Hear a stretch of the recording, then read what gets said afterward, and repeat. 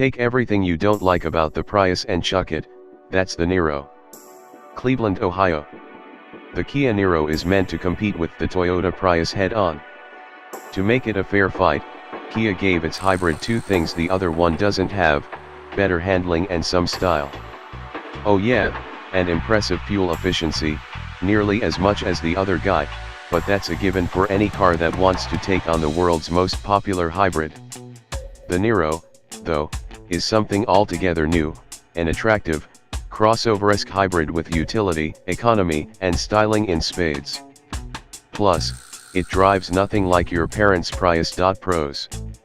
Prius level MPG.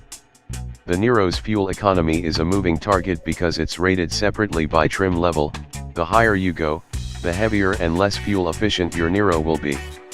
This base model Niro Fe is the most efficient of the bunch and only burns a thimble more of fuel than the Prius, 50 miles per gallon combined versus 52, respectively, according to official estimates. In real-world terms, that equals just 0.1 gallon more fuel burned over 100 miles of driving. During my week driving the Niro Fe, which included a lot of highway driving, I matched the official rating of 50 miles per gallon according to the trip computer.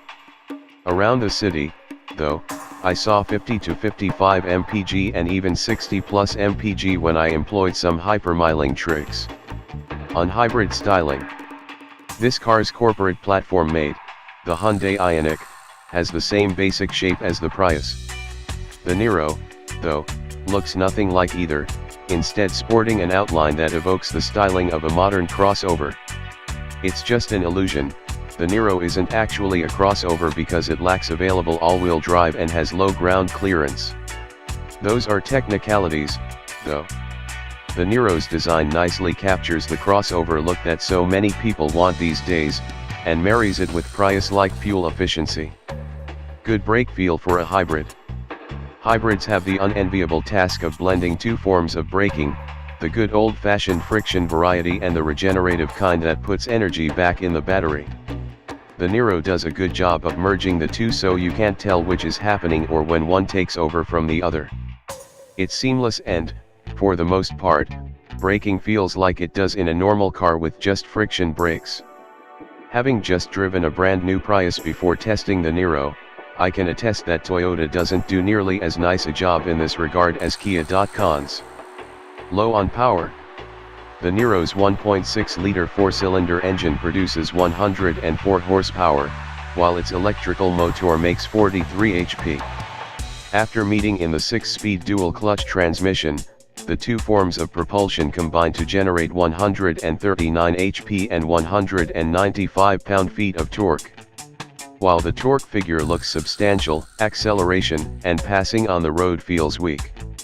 There's enough power here for the average driver, especially if he or she prefers to drive in a way that saves fuel, but there's not much there when you bury the accelerator. Firm, twitchy handling. Aside from its styling, the other part of Kia's plan to differentiate the Niro from the Prius was to endow it with sportier handling, or so they told us when the car was launched. They achieved a result that's better to drive than the Prius, an admittedly low bar, but they missed the mark on sporty. For instance, they were going for a higher level of accuracy with the steering, but they wound up with a twitchy tiller. The Niro goes right where you point it, which can be fun in some circumstances but requires constant attention in others, like driving long stretches on the highway. The same goes for the handling, which just feels firmer than normal instead of demonstrably sporty. It doesn't let you drive around corners any quicker, the 16-inch wheels and high-efficiency tires poop on that party, it just makes the bumps you're driving over more pronounced. Competitors: Ford C-Max, Hyundai Ioniq, Toyota Prius. Volvo's high-riding V90 is a road trip star and then some. Los Angeles, California. The trip odometer showed just under 1,000 miles when I pulled into my driveway, the long road trip from Los Angeles to Prescott, Arizona, and back complete. The Volvo V90 cross-country was hardly phased, and to be honest, neither was I. If I would have realized, at that moment, that I left something valuable back in Prescott, I'd have jumped back in the car without a second thought. Living up to the cross-country part of its name, Volvo's rugged V90 is one of the best long-distance cruisers I've ever driven. But its merits extend far beyond that of great highway prowess. Pros. Butch and beautiful.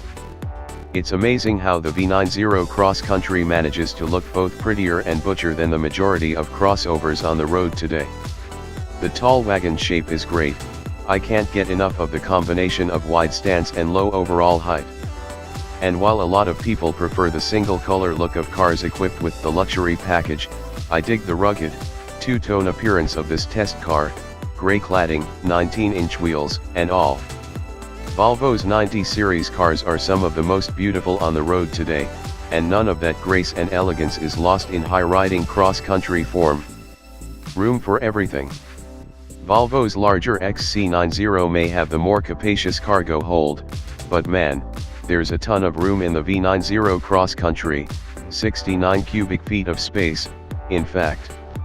At one point, I carried 4 adults, a bunch of luggage, and an average-sized charcoal grill without needing to play personal belonging Tetris or forcing people to cozy up next to each other in the rear seats. If you think you need a bigger SUV because it has a lot more space, poke around in the back of a V90 first. I promise, there's plenty of room inside. Road trip start. Whether cruising down long stretches of Interstate 10 or winding along craggy mountain roads just south of Prescott, this car was so smooth. Every one of my passengers complimented the V90's great ride quality, and once back in downtown LA, the city's potholes and speed bumps didn't upset the Volvo's cosseting ride either. Happily, none of this serenity comes at the expense of driver involvement. The steering is responsive and builds weight nicely, and the chassis doesn't disconnect you from what's going on at all 4 corners. I'd gladly put another 1,000 miles on this thing any day of the week. Crawls better than some SUVs. Specifically, Volvo's SUVs. Company executives once, candidly, told me the V90 Cross Country is a smidge more capable off-road than the XC60 and XC90 SUVs, and the customers who actually go off-road tend to buy cross-country models. If dusty trails and the occasional rocky road are in your future, Volvo's got you covered with something far more interesting than a traditional crossover or SUV. Cons. Peculiar powertrain. On paper, 316 horsepower and 295 pound-feet of torque is plenty for this 4,334-pound wagon. But whether in the city or on the highway, this twin-charged 2.0-liter engine is just, well, weird. Despite having both a turbocharger and a supercharger, there's always a lag in power delivery, whether it's off the line or during a mid-range punch. There seem to be unusual peaks and valleys in the power band, too. I never feel like I can keep the engine on boil, which is a shame when I find myself on a particularly engaging set of mountain roads. I'd like to test the V90 Cross Country with the non-supercharged 2.0 TT5 engine. It may be down on power, 250 HP, but I wonder if it's a bit smoother in action. Let's upgrade that processor. For as crisp and bright and lovely as Volvo's Sensus infotainment system is, man, it sure does lag. Startup takes a while, doing anything for the first minute results in horrible response times, and even after it's been up and running for a while, swiping between screens is often delayed and jittery. It makes an otherwise sensational experience very frustrating. Competitors. Audi A4 Allroad. Subaru Outback. It's not that great. DNF Sedan. Toyota's budget brand Daihatsu is attending the Indonesian auto show with a pair of brand new concepts fitted with suicide doors. The first of the bunch takes the shape of a somewhat stylish sedan with a swooping roofline and a derriere that makes us think of the Lamborghini Urus concept. From its swanky Honda Accord-ish headlights and slender mirrors to the retractable door handles and the rather cool 911-like tail lights, the concept is quite nice. However, there's one big problem with it. For some reason, Daihatsu has decided to call it DNF Sedan. The company doesn't say where the first 3 letters come from, but as Shakespeare said, what's in a name? If you take the badges off, it would probably be quite tricky to identify the concept as a Daihatsu. Some technical specifications have been disclosed, and we know the DNF sedan stretches at 4.2 meters and comes with a 2.51 meter wheelbase. It is 1.69 meters wide and stands 1.43 meters tall, while getting in and out of the car is a breeze thanks to the absence of B-pillars. Power is provided by a small 1.2-liter gasoline engine hooked up to a continuously variable transmission. It could morph into a production car some years from now, as Daihatsu says the concept explores the idea of a new type of model from the budget-conscious brand, but obviously it would lose the suicide doors and some of the other bling. As for the other show car currently being exhibited in Indonesia, it's the DN Multi-6 minivan with a front fascia similar to the sedan. The 3-row people carrier comes with a massive panoramic glass roof and rocks a pair of angular exhaust tips. Overall, it's not a bad effort coming from Daihatsu, and it goes to show minivans don't necessarily have to be boring. However, this one too is a concept, so it will lose a great deal of its nice traits if it will ever evolve to become a production model. Pittsburgh, Pennsylvania. When Chevrolet announced that the company would be replacing the aging Equinox crossover, we knew that a new version of the Equinox's data platform-based twin, the GMC Terrain, wouldn't be too far behind. And after sampling the 2018 Terrain on winding, tree-lined Pennsylvania back roads near Frank Lloyd Wright's famous Falling Water home, we're sure that this GMC is as capable and rugged as shoppers hope. On the outside, it's a handsome 4x4. The front fascia is unique among the crossover segment, and gives the Terrain a very sharp, aggressive front end. Unlike many other offerings, which are toned down and feminine, the Terrain and GMC's new Like a Pro ad campaign aims to appeal to a demographic looking for more masculine styling.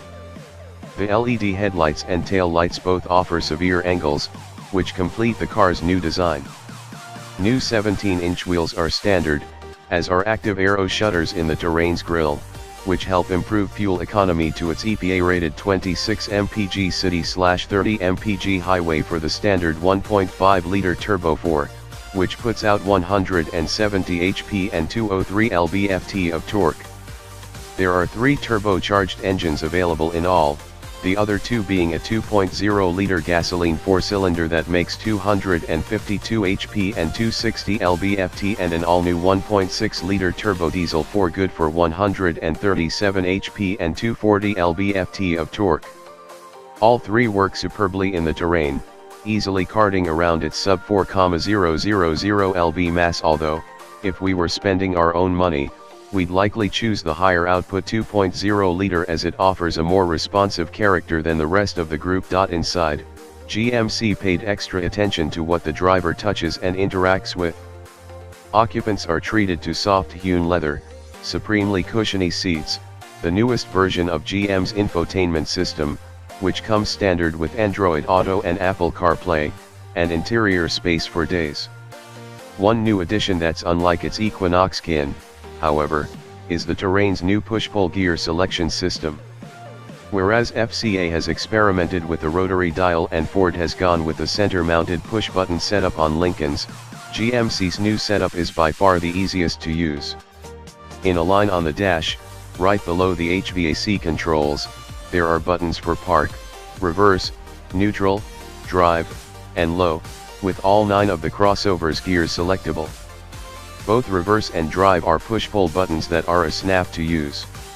Even when making a 3-point turn, the buttons are easily reached, and the transmission never jerks or stutters, as other transmissions with electronic shifters are wont to do. While ample space in the Terrain isn't always ideal. The panoramic sliding glass roof makes the Terrain feel open and breezy, but the position of the front seat and its lack of maneuverability make it feel slightly cramped. The seats themselves sit far too high, and the vertically gifted will be unable to achieve a good distance between themselves, the dash, and the steering wheel.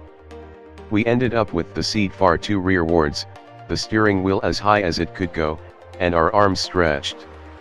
It wasn't as bad for our shorter driving partner, but he too had spacing issues. In the rear of the Terrain, things are a little different.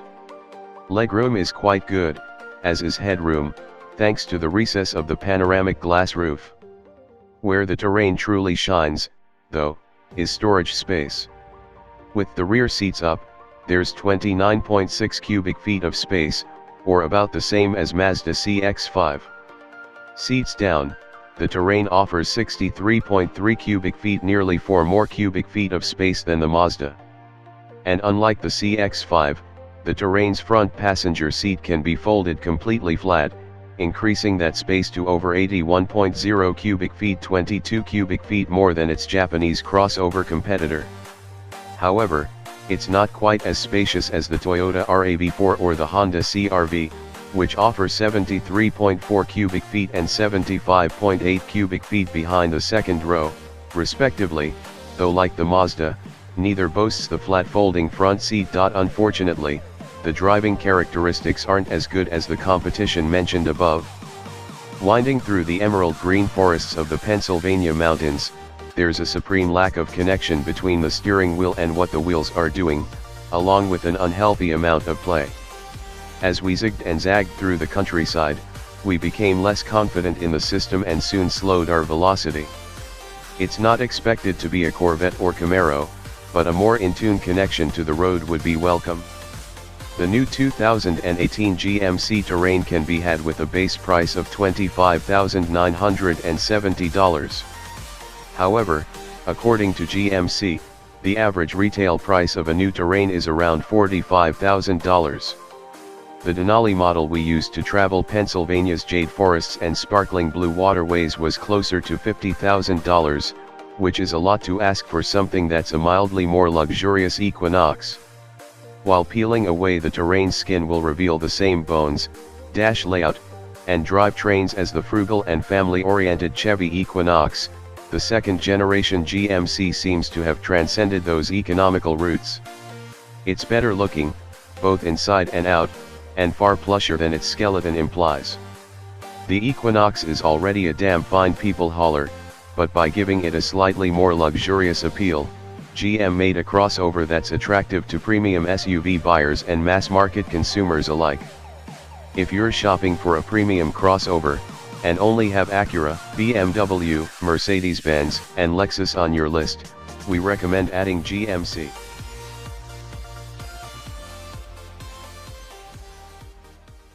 Toyota's upcoming small crossover is inching closer to production, and an updated version of the CHR concept debuts at the 2015 Frankfurt Auto Show to give a better look at this new model. With 4 doors instead of 2, a new color, and fewer wild show car styling touches, the new Toyota CHR concept looks closer to production than the original concept that was shown at last year's Paris Auto Show. If you can't see the 2 extra rear doors at first glance, blame the door handles, which are hidden in the car's C-pillar. Nonetheless, the new version of the concept does look significantly less wild than the original CHR concept, with a more muted gray exterior color, smaller wheels, and more realistic-looking headlights and tail lights. It's still a swoopy little thing, with aggressive wheel arches, prominent character lines, and a sharply raked roofline. Overall, the CHR reminds us of the Nissan Juke with its tall, aggressive front end and angular rear end. The Toyota CHR concept will eventually spawn a new small crossover to compete with the likes of the Nissan Juke and the Honda HR-V. This unnamed model rides on Toyota's new modular architecture, will be sold globally, and may arrive in the US as a Scion. The concept's hybrid powertrain is likely to survive for a production hybrid variant, while more mainstream versions of the crossover may use a small displacement turbo 4-cylinder. Based on spy photos, the new crossover will be a bit less exaggerated than the concept car, but carries many of the same styling cues like the sweeping headlights and rakish rear end. Stay tuned for more information about the upcoming Toyota/Scion small crossover, which is reportedly scheduled for its global debut at the 2016 Geneva Auto Show next spring.